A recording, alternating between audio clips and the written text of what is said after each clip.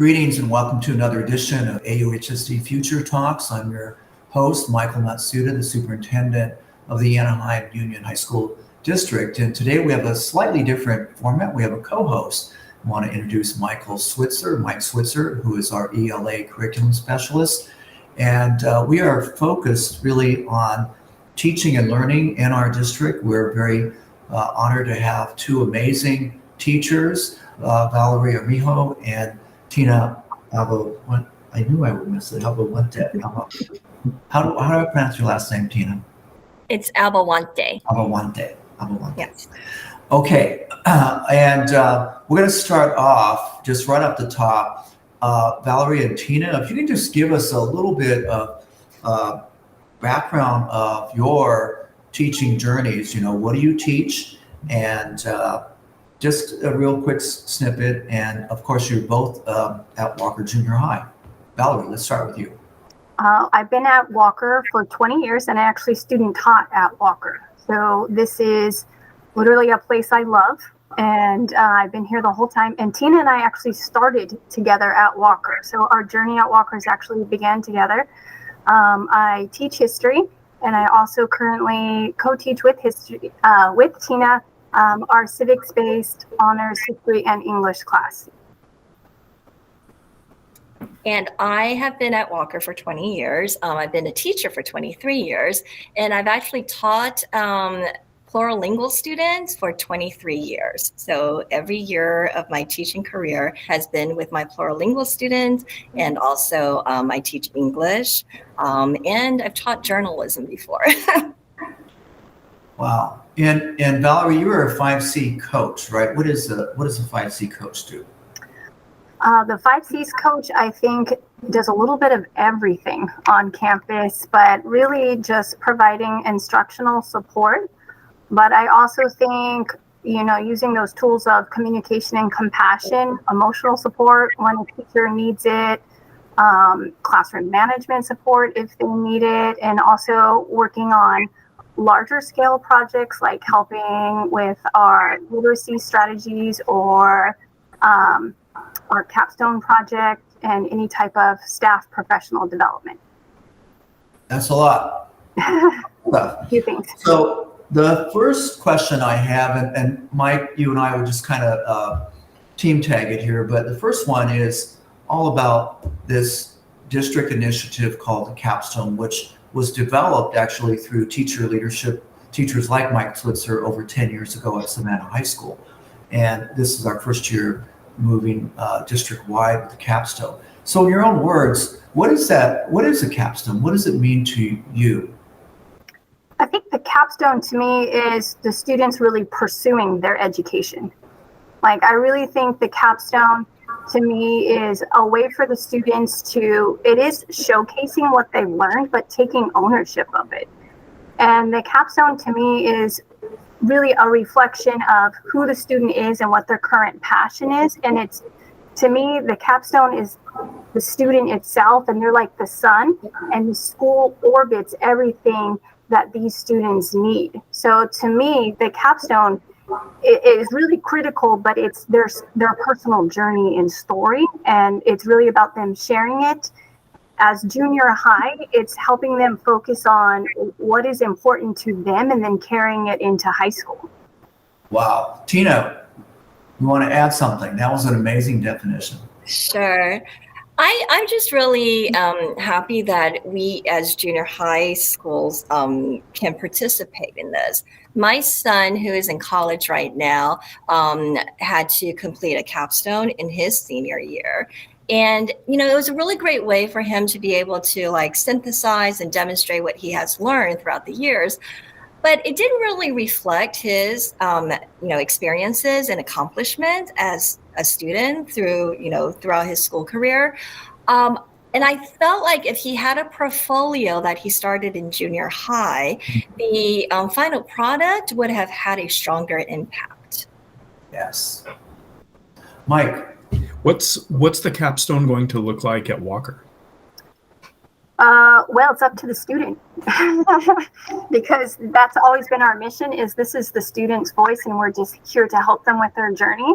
So our basic plan, and this is with our student think tank in mind, because our capstone was based on what the student think tank brought to us, is we want to showcase their 7 C's and the performance tasks, projects, experiences at Walker that meant the most to them. So we're going to have different levels of capstones, because some students in our think tank said, you know, I'm really shy and I don't know how I feel about presenting, but I still want to be able to show my portfolio. So we're going to tier our level of presentations based on student comfort, because it might take them until student year or senior year, for them to actually be able to have a full scale presentation. But we want the students to start their journey with us. So we're going to have a tiered project for the students. And again, it's always student choice. So what I love about this is the innovation that's coming out of places like Walker. You had mentioned student think tank. Tina, what is a student think tank? So we have a group of students, different types of students. We have students in honors classes. We have students in ELD. We have students, of different genders, different types, and we come together and we pose questions to them and they give us feedback. And from these think tanks, we have been able to develop our portfolios. We have been able to develop our ideas. We have really gone with being able to just kind of shape our vision to what we want the capstones, our portfolios to look like at the end of the year. So not only are teachers co-creating, but students are co-creating these experiences of a capstone. I mean, that is truly cutting edge. Mike.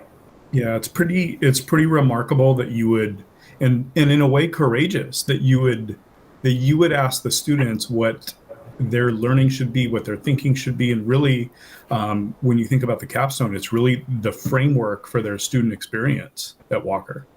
It has to be the way that I've always presented it to the staff, is it has to be 100% authentic from the students, or it will have no meaning.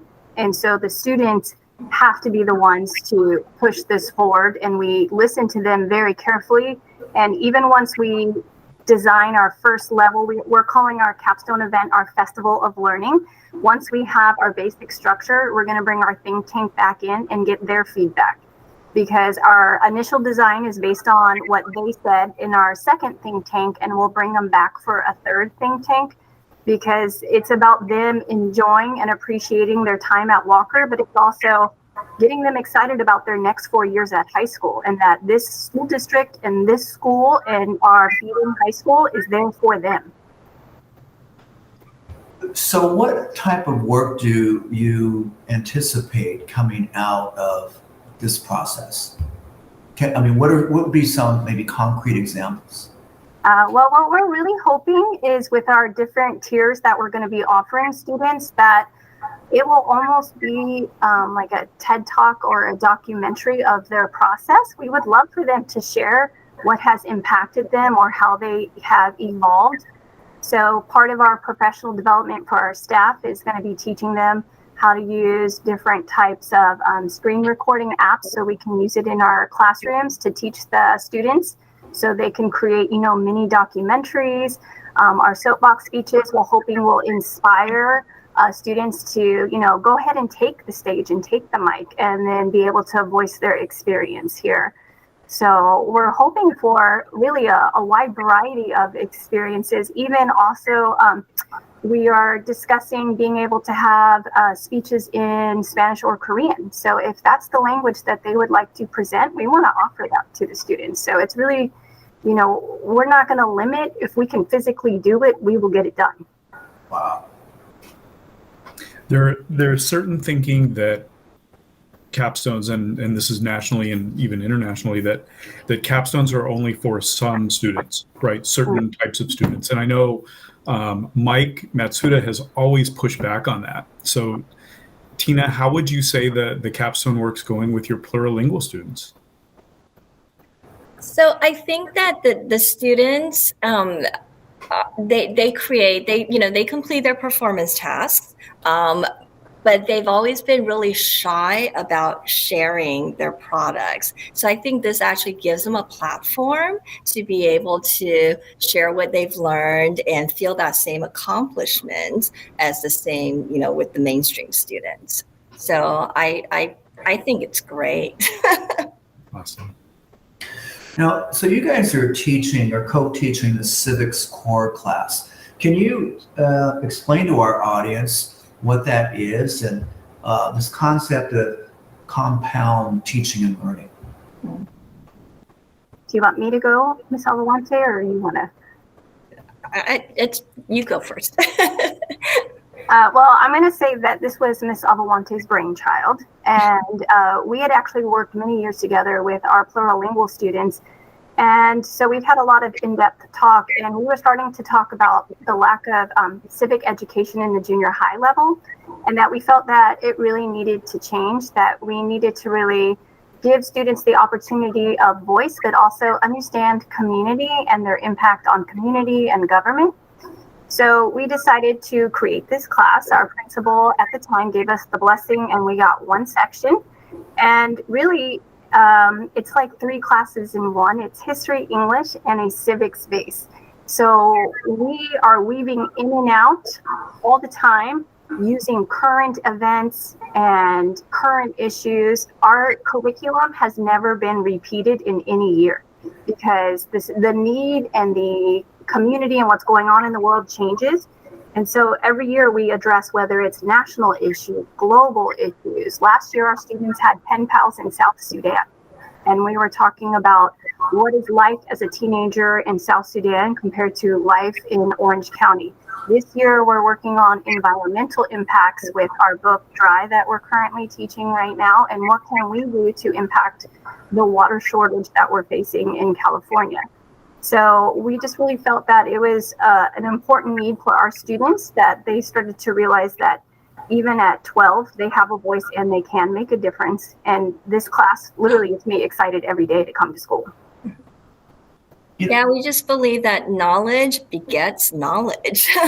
So pushing them 1% every day. I mean, by the end of the year, they're just receiving so much better instructions, they're developing better skills, and they're definitely making better connections. Do you feel that this approach, I'm thinking about skeptics out there that are, kind of old school, following the textbook and the testing guides and all of that, the outcomes in terms of students, things like engagement, attendance, grades, do you see a change in some of the student outcomes? Our students, when they have us in August, by the time they're done with us in May, are completely different. And I can say that our core students, our first year core, are now seniors. They still keep in touch with us. And they tell us all the time how much more prepared they feel, that the demands of high school are not as overwhelming as some of their peers are, because we definitely push them and challenge either traditional thinking or a traditional class model, but their ability to communicate and collaborate, they are some of our best presenters at our school, because we're constantly standing in front of each other and sharing ideas and debating and having discourse about things that could, be considered maybe controversial, but we've taught each other how to talk in a respectful way that we can see multiple perspectives. How would you respond? Sorry, Mike, but how would you respond to folks that are so, I'm talking about my colleagues, that would say, well, the kids are 10 years behind because of learning loss, and we have to catch them up. And, it's to me, it's a very deficit-based look at our students. How do you, as leading teachers, respond to that? Based on what you just said about it. Well, our core class in our distance learning year actually won the Civic Award of Excellence. And those students, you would not believe what they produced. And even though I didn't see Ms. Alvahuante for 16 months, I think we talked almost every day, because creating the curriculum and making sure it was engaging curriculum, even though we sometimes didn't even know faces to the names, when we actually saw them in person, we felt so connected. I don't, if the effort was there was no learning loss. And I know it takes both sides, student and teacher, but our students showed up. Tina? No, I agree. I feel like our students are empowered with skills, and definitely they're evident of the 5 C's, and they're able to problem solve. And I think that's why they find it easier in high school. They know how to deal with situations and they know how to overcome them, because we do really try and build that strength. Like, we try to empower them to give them the skills that they can use to overcome any situation. What is your approach, or what is Walker's approach to the C's? How do you start with the C's in junior high? Well, we're ground zero on the C. And so in the beginning of the year, we had lessons on in our community building time on the C's. And it wasn't just like, these are our C's. We wanted actual practice using them, working in groups with them, so then it becomes more familiar. And before we roll it out to our students, we had a professional development, a deep dive on breaking down the strands of all the C's and what that would mean and look like in the classrooms. So it's knowledge from the teacher on the values of the C's, and then teaching the students, okay, these are what the C's are. But then I also think it's the layering of the performance tasks, because they have to see that. To me, I have to say personally, I feel so free as an educator that I'm not bound by standardized testing. We can create really innovative projects based on the C's, and I feel like that's where the knowledge comes from, because when we work on these projects and I'm like, do you see how you all just talked and problem solved all issues? That's a C, that's a skill. So that's where it fundamentally comes from. Yeah, the 5 C's are really important, but Walker, we always want to go a little bit extra, so we added our 2 C's, which is civics and cultural diversity, which are 2 very important skills and topics. How do you feel that the work on the capstone has affected the overarching school culture? And let's start with the adults. I think we started this journey with our SLT, looking at it, and really I know we're talking about the capstone, but it's really bigger than that, because it's the culture of our school, and it's really looking at areas where we need to grow. And so for me, the capstone is highlighting where we need growth as staff, as teachers, and that trickles down to then our instruction to students.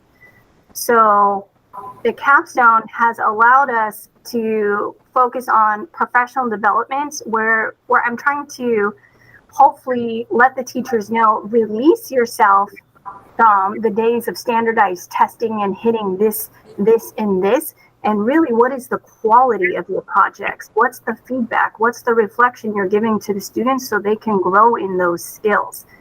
And so the capstone is, to me, defining who we are as Walker, what is important to us and our students. And you feel that the teachers have bought into that they're owning it, enough of them? Yeah, I think with it's a mental shift, and I'm a new 5 C's coach, so it's a shift and the capstone is new, but I can say that the majority of our teachers are seeing the value in this. But I also think going through our first capstone event, seeing is believing, and we can't just talk about it. We have to get to that finish line and really look at the growth of our students. So Tina, are you seeing a change in the culture? Yeah, I mean, we talk about student voice and student agency a lot, but I feel like, for our teachers to develop these performance tasks, there's also teacher voice and teacher agency. And we're able to be creative and use all the 5 C's to develop the performance tasks that we want to engage our students. People talk about different models of leadership. Do you feel the SLT, which is a model designed to help teachers co-create, do you think that's been an effective model of shared leadership? Yes. We, like I said, I know we meet almost every day. And so every day, in order to create the quality work we want, we have to meet every day. And it's not just the capstone, but what kind of culture do we want to create for our school? How do we want to interact with each other as staff? The capstone has allowed us to peel back the layers of who we are as Vikings and then really start to rebuild. And so we use that time and we value that time very much. Mike? If you were to give advice to another school's SLT on an approach to the capstone, what would it be? Listen to your students and teachers. Maybe start with a think tank. Yeah. Because you will only get the quality. Really, it's about the student. So what do the students value? And at the same time, we know the skills that they're going to need in the workforce. So how can we come together in a collaboration? It's teamwork. Can you point out like a surprise, something that has emerged this year that maybe you didn't expect? I would say the SLT has bonded because we do spend, and these are maybe people I've known for years, but we've never had these deep, like, philosophical talks on what we value in education. And we all are very diverse. We have different backgrounds, but we've come together and we definitely share the same vision for what we want for Walker. And Alvahuante. I feel like I'm talking too much.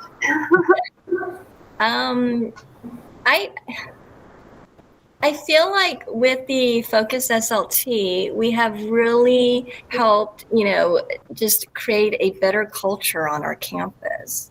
I wouldn't say that's surprising, but it's pleasant. It's really nice. Can you describe a going deeper, Valerie? Like, who do you read stuff, or does someone say, I want to bring this to the table? I mean, how do those deeper discussions start? Well, when we went over our school site plan and we were reviewing data together from our school site plan, it probably took us a week just to review it. And I know you can just read the pages and make notes, but we were going over like social economic background of our students. We were looking at test scores and who's succeeding and where are areas of growth.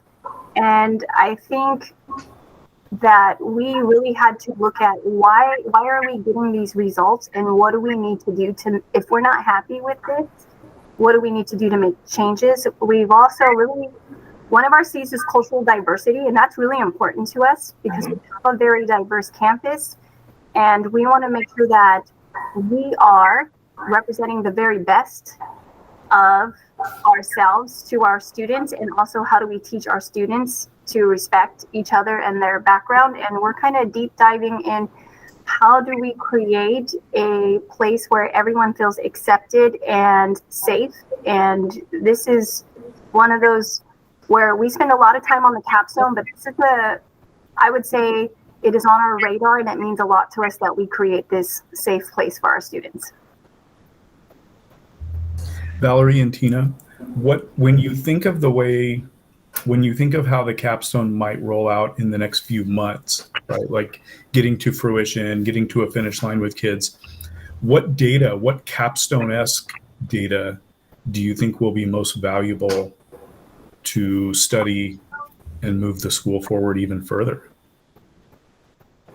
I think personally for me, I'm going to be looking at what students said was to them the most valuable experiences, because if there are, personally, my performance tasks are not in anyone's portfolios, then I have to look at, then I need to change what I did, because I need to teach content, absolutely, but I also have to make sure that I'm teaching skill and something that they know that they will appreciate or use. So to me, the data that I'm going to be looking at and hopefully asking other teachers is when you're seeing what the students reflect in their capstone, it's a mirror to yourself, and do you like what you see?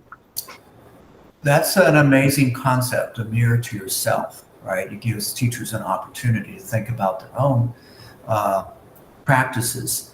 Can you comment real briefly on the role of the LMS in all of this, eCadence? eCadence, the teachers love. It is, I think the more we're using it and the more we're getting comfortable with it, there's so many facets that we can see that it's going to help. And I also think it's really student friendly in creating this time capsule of memories for them. And so I think that eCadence is speaking to the student because it's very user friendly and it's really an easy tool to showcase what the students have learned. Anything to add, Tina? It's also really good organizational tools for kids, especially at the junior high level where they tend to lose everything. So having everything in one place has been really helpful in in keeping them on task. And they know exactly when they have missing assignments. They know exactly when an assignment's due because it's all there for them. So I think it's just a convenience. And I can say there's so much more like discourse between teacher and student with eCadence because you put in all the comments, and I love that they comment back. And the best is the comment to the comment to the comment. Because you have this trail, which you never would have had. This super shy student is like, thank you, I appreciate it, or I wanted you to know. So that is actually, to me, the best part is the extra communication we get. And the communication is really another word for engagement. Right. Mm-hmm. And buy-in to our system that we call public schools. So, you two are doing amazing work, helping to position AUHSD as a leader in all of the above, from engagement to applied learning to the capstone work. And we're so proud of the work that you guys have done. Mike, you have any closing question maybe? What's next for Walker? We do have some plans in mind. I'm not sure we're ready to share yet, but we have. Oh, okay. I can tell you we're never satisfied. So Yeah. that is one thing. Mm-hmm. I've had conversations about being in the flow, right, of work, where it doesn't seem so much like work. It seems, yes, it's work, but it's good work. And like you said, Valerie, it's working with your colleagues side by side, co-creating some wonderful experiences. That's really, I think, the key to moving forward for teachers and administrators who are sort of stuck in the status quo. Because the more you get stuck in the status quo, that's a lot. That's kind of depressing, right? So we need to really cultivate more of these experiences. And we're so grateful to you guys for sharing your story of what's going on at Walker. On behalf of our students, we want to thank you. Thank you.